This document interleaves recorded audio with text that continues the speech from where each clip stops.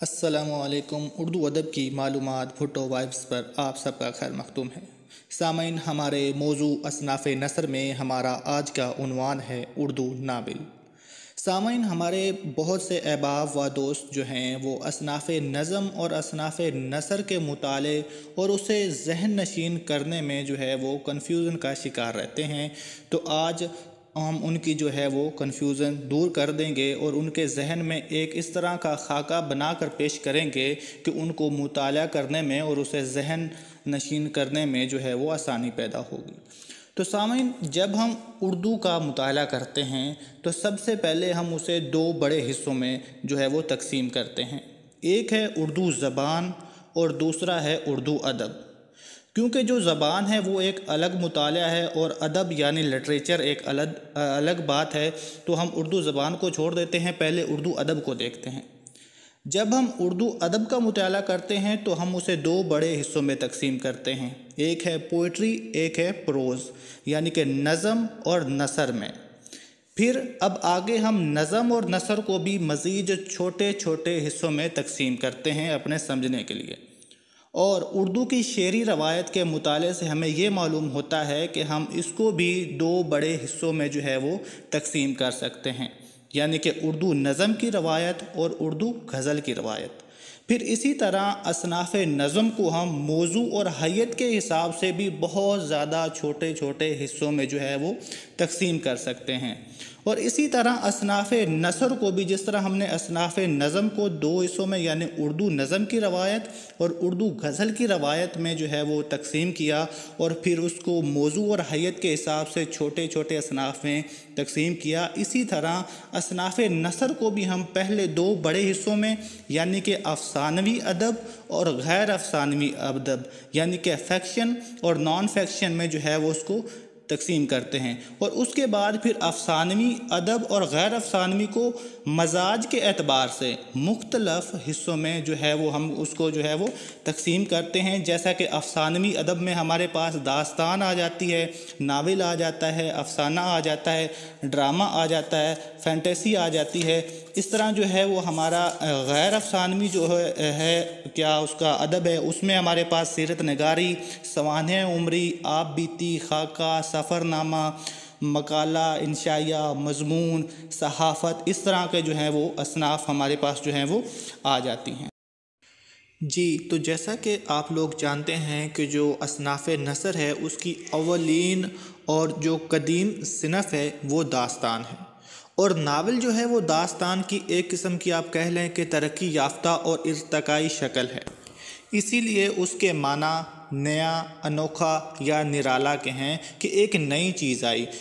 ایک نئی چیز اس طرح سے ہے کہ آپ لوگوں نے داستان میں دیکھا کہ فرضی، خیالی اور مافوق الفطرت عناصر جو ہیں وہ داستان میں تھے، لیکن جو ناول ہے وہ اس کے بالکل برعکس ہے۔ ناول کی جو بنیاد ہے وہ حقیقت اور فطرت پر مبنی ہے، یعنی کہ مافوق الفطرت عناصر سے مراد، جیسا کہ ہم جانتے ہیں کہ جیسے ہم نے پیچھے غزل کی روایت پڑھی اور شاعری کی روایت پڑھی تو اس میں ہم نے مثنوی پڑھی، تو مثنویوں میں بھی کیا ہوتا تھا کہ مافوق الفطرت عناصر ہوتے تھے۔ تو چونکہ داستانیں بھی آج سے تقریباً 300-400 سال قبل لکھی گئی تھیں، تو اس زمانے میں بھی جو ہمارے ادیب تھے، جو خاص طور پر داستان گو لوگ تھے، تو وہ لوگوں میں دلچسپی پیدا کرنے کے لیے اپنے قصوں میں ایسی باتوں کو شامل کرتے تھے جو خیالی اور جن کا حقیقت سے کوئی جو ہے وہ تعلق نہیں ہوتا، جیسے جن کا قصہ، بھوت پریت، پریوں وغیرہ کا قصہ ہو گیا، ہواؤں میں اڑتی چٹائیاں ہو گئیں، اور اس طرح جیسے ہو گیا ایسا تعویذ جو انسان پہنتے ہی غائب ہو جاتا تھا، اور آب حیات وغیرہ کا بھی جو ہے داستانوں میں ذکر کیا گیا ہے۔ لیکن جو ناول ہے، ناول کا موضوع انسانی زندگی اور اس کے پہلو ہیں۔ ایک ناول نگار زندگی کے جو ہے وہ مختلف پہلوؤں کا باغور مشاہدہ کر کے اپنے مشاہدات و تجربات کو ایک خاص ترتیب اور سلیقے کے ساتھ جو ہے وہ کہانی کے انداز میں ناول کے طور پر بیان کرتا ہے۔ مختصراً یہ کہ داستان اور ناول میں بنیادی فرق یہی ہے کہ داستان متخیلہ ماحول کی پیداوار ہوتی ہے کہ جس میں کسی فرضی دنیا کے غیر حقیقی کرداروں سے واسطہ پڑ جاتا ہے، جبکہ ناول میں اصلی اور حقیقی دنیا کا عکس پیش کیا جاتا ہے۔ بلکہ عام زندگی کے واقعات کو دلچسپ انداز اور خاص سلیقے سے بیان کرنے کا نام ہی ناول ہے۔ جیسا کہ بیان ہوا کہ ناول کا موضوع انسان ہے۔ آج کا انسان طرح طرح کے حالات و واقعات سے دوچار اور متنوع مسائل میں گھرا ہوا ہے۔ ناول ان سب موضوعات کا احاطہ کرتا ہے۔ اسی بنا پر ناول کو کئی قسموں میں تقسیم کیا جاتا ہے، جیسے اصلاحی ناول، سوانحی ناول، جاسوسی ناول، مزاحیہ ناول اور تاریخی ناول۔ سامعین، ناول کے اجزائے ترکیبی تو بے شمار ہیں، لیکن جن 5 عناصر پر بالخصوص دھیان دینا چاہیے ان میں ہمارے پاس آتا ہے پلاٹ، کردار، منظر نگاری، مکالمہ اور زبان و بیان، اور اس کے ساتھ انداز فکر ہے۔ پلاٹ یہ ناول کی بنیادی خاکہ ہوتا ہے، جس میں واقعات کی ترتیب اور ناول کے آغاز و انجام کا تعین ہوتا ہے۔ ناول میں پلاٹ کو ریڑھ کی ہڈی کی حیثیت حاصل ہوتی ہے۔ بعض ناولوں کے پلاٹ سادہ ہوتے ہیں، جن میں کوئی ایک ہی کہانی بیان کی گئی ہوتی ہے۔ ایسے ناول جن میں کئی کہانیاں ایک ساتھ آگے بڑھتی ہیں، ایسے ناولوں کے پلاٹ کو مرکب پلاٹ کہا جاتا ہے۔ ناقدین کے نزدیک اچھا پلاٹ ترتیب دینے کے لیے سلیقہ، مہارت اور فطرتی زندگی کا ممکن مشاہدہ جیسی خوبیاں از حد ضروری ہیں۔ کردار یہ بھی ناول کا لازمی عنصر ہے۔ ہر ناول میں 1 یا 2 مرکزی کردار ہوتے ہیں اور باقی ضمنی۔ اچھا کردار وہی سمجھا جاتا ہے جو لچکدار اور انسانی زندگی سے قریب تر ہوتا ہے۔ مثالی و جامد کرداروں کو تنقید کا نشانہ بھی بنایا جاتا ہے، جیسے کہ ڈپٹی نذیر احمد کے ناولوں پر سب سے بڑا اعتراض یہی ہوتا رہا ہے کہ ان کے اکثر کردار نیکی اور بدی کے مجسمے ہیں۔ اردو ناول کی تاریخ پہ سرسری سی نگاہ ڈالیں تو نذیر احمد کا ظاہر دار بیگ، سرشار کا کھوجی، رسوا کی امراؤ جان ادا یار اور راجہ گدھ کی سمیع شاہ نیکی کی و بدی کے ماحول کو قبول کر لینے کی بنا پر آج تک لوگوں کے اذہان میں تازہ ہیں۔